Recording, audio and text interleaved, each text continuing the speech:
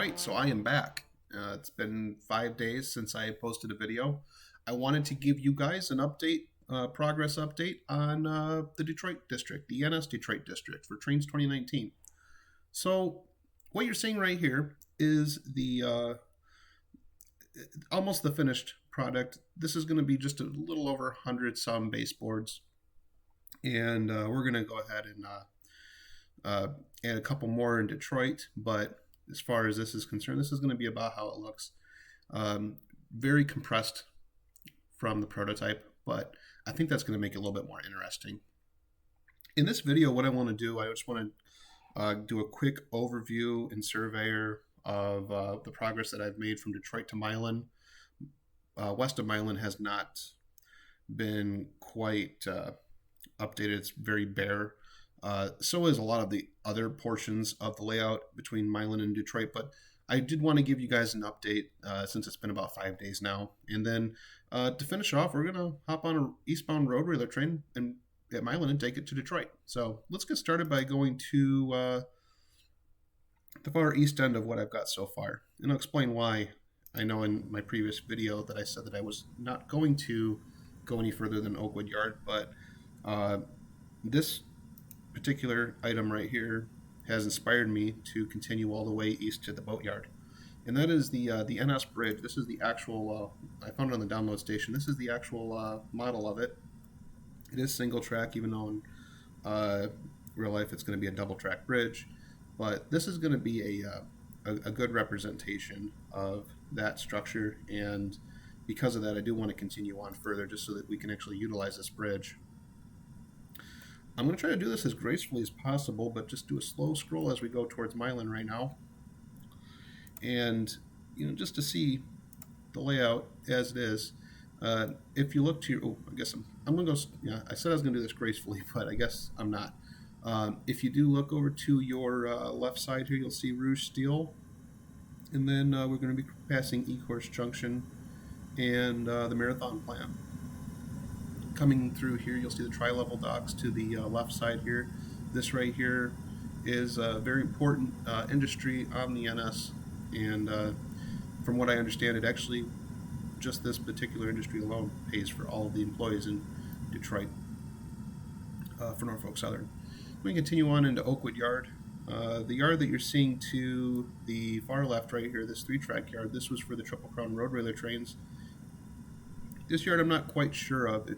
If you're familiar with operations at Oakwood Yard, please let me know in the comments, because I would love to find out more about how this railroad operated, this yard operated. Right here it would be the crew room, the crew office. There's from Jointed Rail. We've got the trailer that would be there in real life, and icebox. And then if we continue on a little bit further here, we got the engine facility, this covering right here from Jointed Rail, engine facility, and then 2-stall engine house to the west of that. And then we come into Oakwood Yard. I believe that they call this section of the yard the manifest yard. And I believe this is the classification yard, the class yard. And if I understand it, the way it looks to me, and I could be wrong, I often am, that this part was for trains to arrive. This is where the inbound trains were arriving, and then the cars were being pulled over to this yard to be sorted out for their next destination. Again, in the comments, if you know how this yard operates, please let me know. We're going to continue on here. Past Oakwood Junction, Grand Trunk Interchange. And then we're going to pass Taylor and a few industries off of Taylor Siding. Walmart to our right. Sorry, to our left. I don't know which direction is which. And then we're going to be passing through the other end of Taylor, the west end of Taylor. There's a spur here, RKA Petroleum by the airport. And another spot that I'm particularly proud of, or will be proud of in the future once I do have it put together, which is the airport. This is not the final product of the airport, but it's going to just be a representation for right now of what the airport, where the airport's going to be located, and essentially, what I was most proud of was finding these on the download station. These red-tailed airplanes right here, if you're familiar with Detroit at all, you will know that Northwest Airlines had a hub in Detroit at the Detroit Metro Airport. So I was very excited to find those on the download station. I'm going to continue on here past the Romulus siding track, because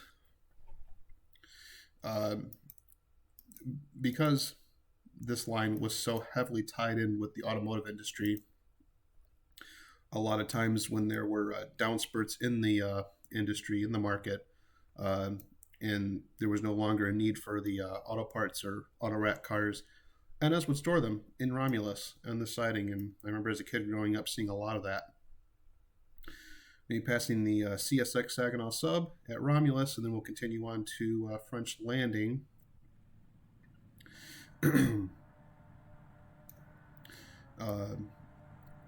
Right here at French Landing, we do have a dam, and then this is also a downward grade. This being the lowest point of that downward grade, it's going to ascend in either direction here. So this dip, as you could call it, is going to add a little bit of interest to the layout with, as you're coming down from Belleville to the Huron River, you're going to be wanting to back off of the throttle, probably get into the dynamic brake a tad bit. And then as soon as you cross this bridge, you're going to be throttling back out to climb the grade towards Romulus. And what's going to add even more interest if, you have to be stopped at Romulus for a CSX train or what have you, that's going to make it even more interesting to try to get that train moving again once you do start moving upgrade.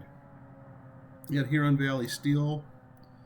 A few crossings. The crossings are not complete whatsoever. I don't even have the crossings picked out just yet. CP Belleville. This is going to be a good representation of what a control point will look like once it's complete. And as you can see here, you got a relay box, switch heater, switch motor, and a propane tank, because as at most control points, that's what you're going to find. So got a neighborhood to the right side over here. It's coming together pretty nicely, I think. The town of Belleville, between Detroit and Belleville, this would have been the first big curve that you would find, and wanted to represent that here with a long sweeping curve. And of course, super elevated track as well is what you're going to find here. Again, very much in the raw stages here. I was trying to play around with foliage to see how that would look. And we can continue on a little bit further towards Willis, Rawsonville Spur. And then we come to Whitaker. This was a siding track here. And then if we go down a little bit further, we come to the Ann Arbor Railroad interchange crossing and Milan Yard from Norfolk Southern, and then of course the Ann Arbor Railroad's Milan Yard. So that's the progress that I've made so far with the video, or with the layout. I think it's coming along pretty well. It's a big learning curve getting back into trains, and so I'm really excited about that. Just at the west end of Milan here, we do have our Roadrailer train to hop on, and we'll take this back to Detroit. So let's get started with that.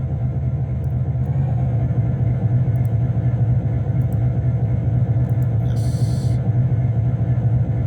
Save driver session. Yes, sure. Whatever you say, pal. All right, so let's turn some wheels here. Hop in the cab, and looks like we got a clear signal. Probably should be a diverging clear since we are taking the diverging route. We'll have to work on that. Let's get this thing moving.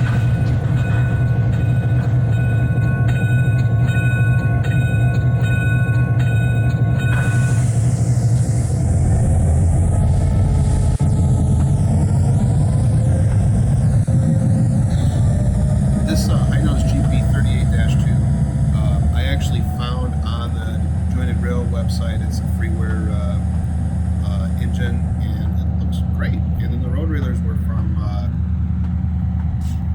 the download station. I think they came from VMD, which I think is no longer around.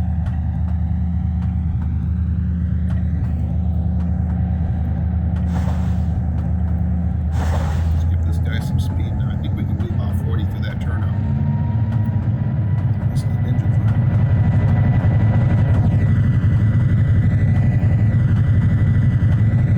Sound pretty good.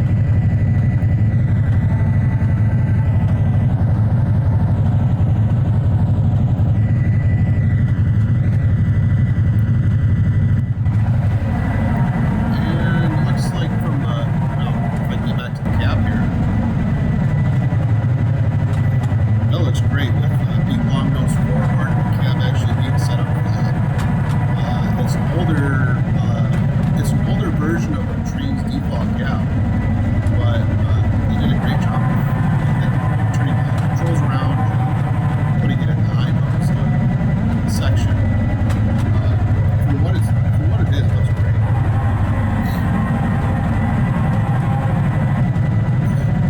Coming into Milan now, and I think we got to do 40 over that. Speed down a little bit.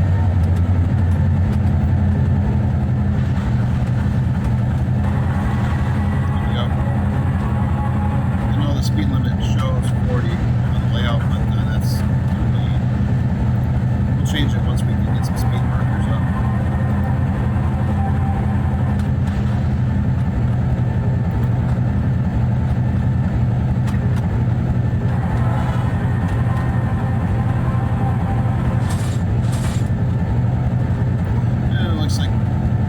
That is a approach diverging signal. Could be a restricting signal.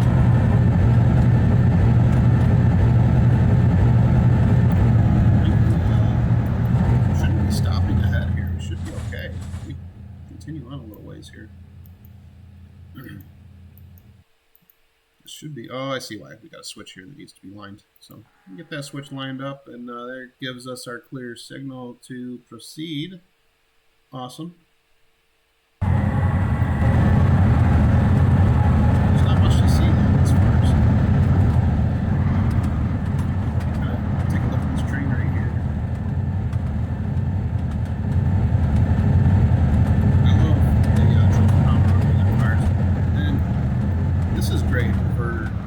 Having them is great. I do wish that there were different versions of the Triple Crown Roadrailer cars where the lettering, depending on the cars, some font sizes were a lot larger than others. Some were patchwork from previous Roadrailer operations that were defunct, and so there were a lot of different types. It'd be great to see some reskins of these. Maybe that's something that I can learn to do in the future or something. But as of right now, what it is, take it back into the gap here. Bring this train up to about 60, so we can pass this. I believe it's 40 feet turnout here at Wabash.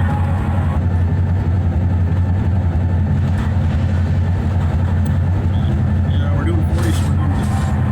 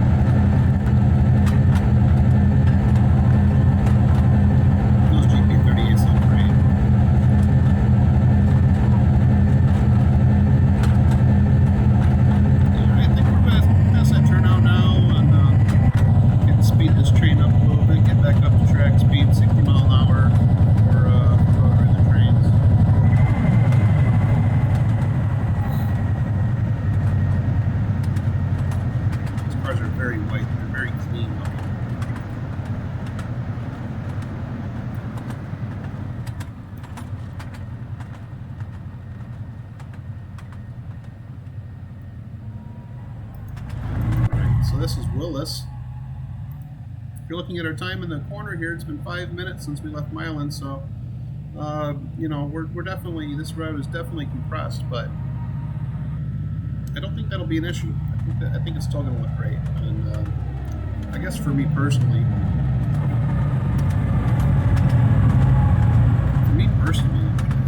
it's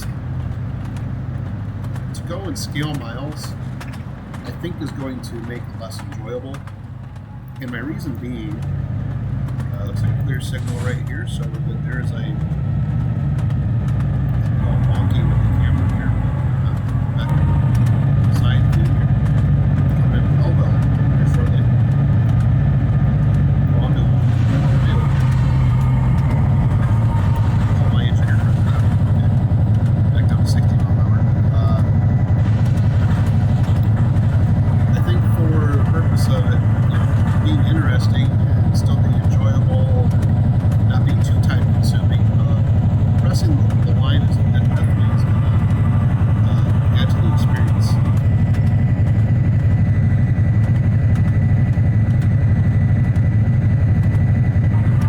Clear signal. Looking good. Up into that sweeping curve at Melville.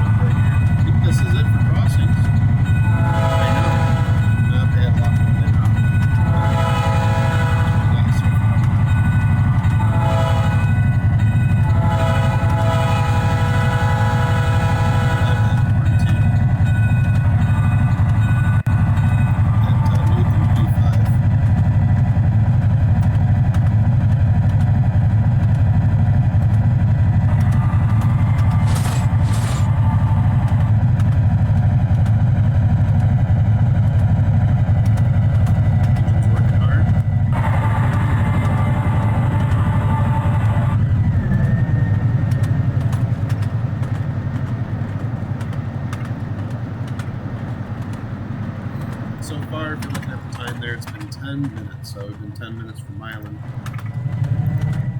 Coming into Romulus now. So not too bad. It's kind of what I was going for. Even if it wasn't, I probably would still say that, just because it sounds like I'm still in control of things here. It's the searchlight signals as they would be. We got a clear signal here on this as well, so that's good.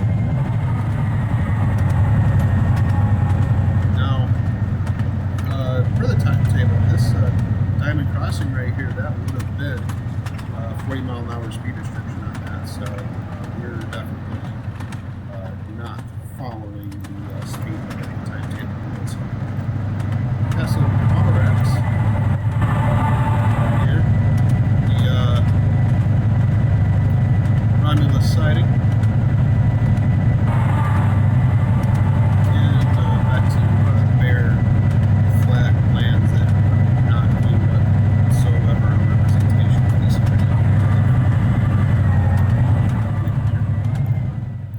I guess let's move along here. Let's get a good switch there. Another clear signal. That's great. And set up for review here, maybe.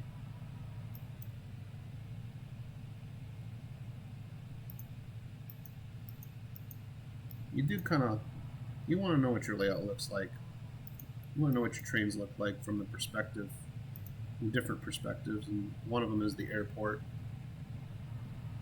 This would make a great screenshot right here, I think.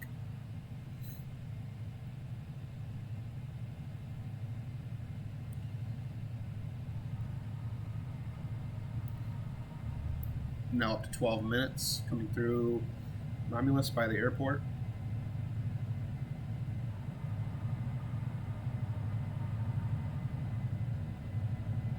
Yeah, that looks great.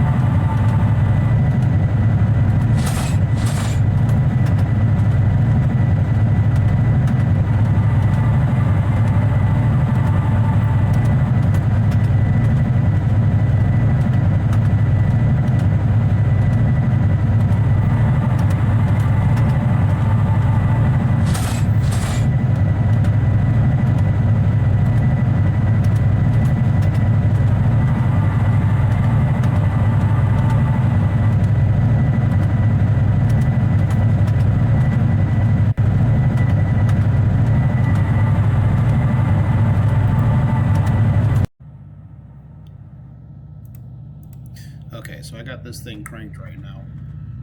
Coming up to Taylor,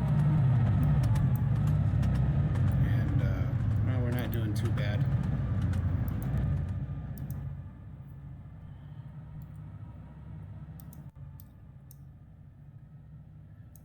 I don't want to go that fast. I want to try to keep it at 60. No, still going a little too fast. There we go. You'll notice that my time did change up here. Just know that it is around 40 minutes transit time between Milan and Detroit. I did have to exit the game and then restart, so if you're wondering why that is, that's the answer right there.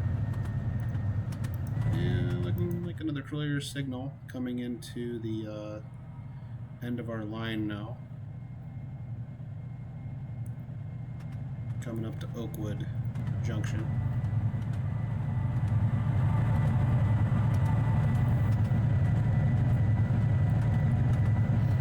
Those GP38's looking really good. And we probably should start bringing it down.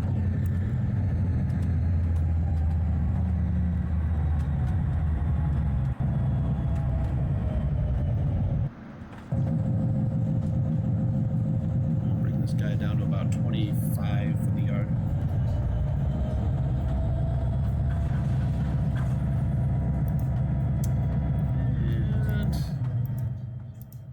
like another clear signal here. What do you say that we go ahead and yard this thing into the Roadrailer yard?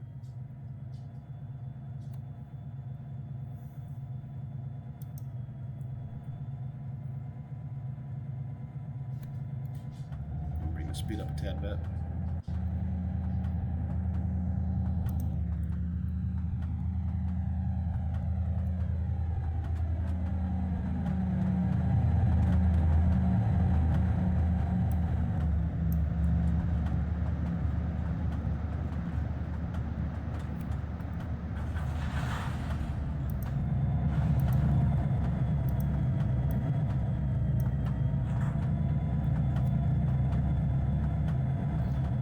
Looks like our switches are lined up for us to go up here. Yeah, it looks like that's a good one too. And then all the way down to this end of the yard. We're going to have to keep that line normal. And this is the guy we want right here. Go ahead and line that guy up for the crossover. And same with this one right here. And we're going to need that switch too. And then we'll bring it into the center track right here. So I'll line up this switch, and that should do it for lining up the switches. We'll go on back down. We're just coming in right now.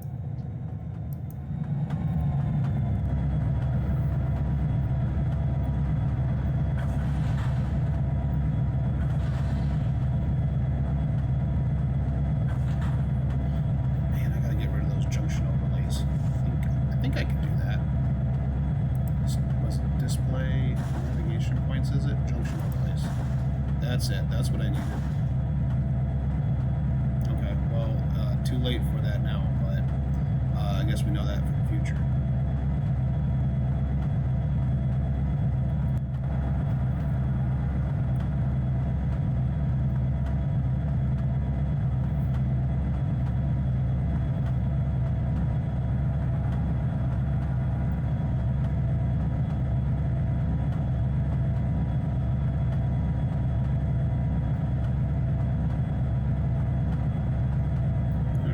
Back to the ground here.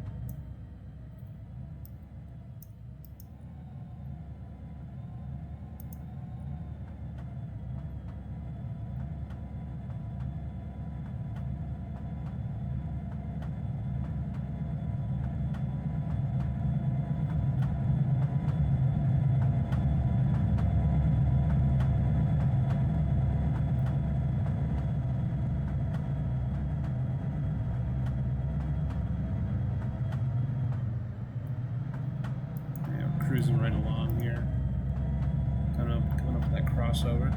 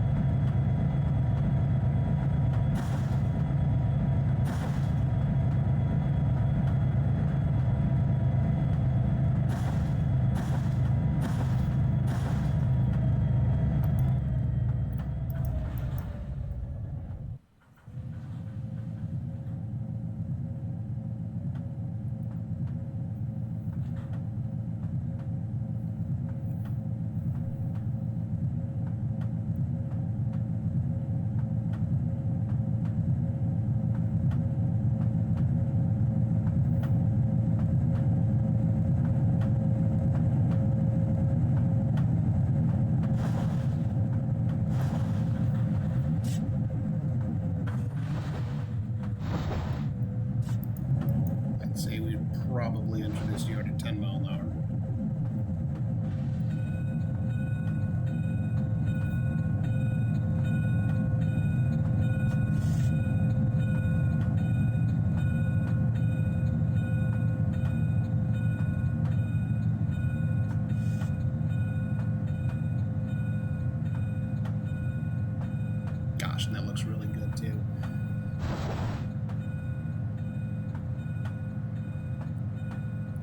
just weaving its way into the yard.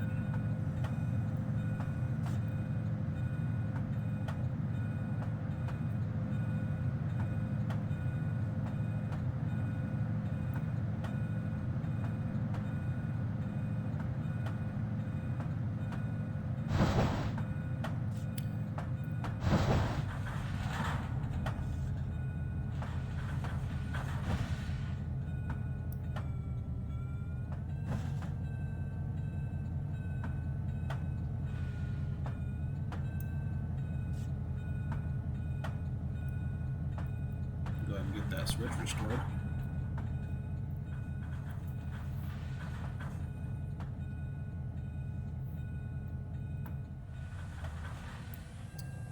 And I'd say that about wraps it up for this video.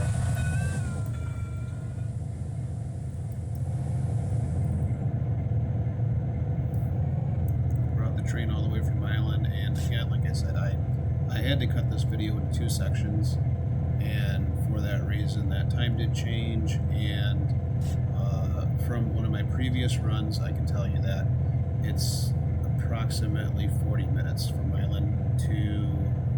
I'm sorry, no, it's approximately 20 minutes from Milan to Detroit. So my assumption so far is that it's going to be around a 40-minute run, a 40-minute to an hour run between Montpelier and Detroit, which isn't too bad. So that's going to wrap it up for this video. Thank you for watching, and I will see you guys very soon. Thank you.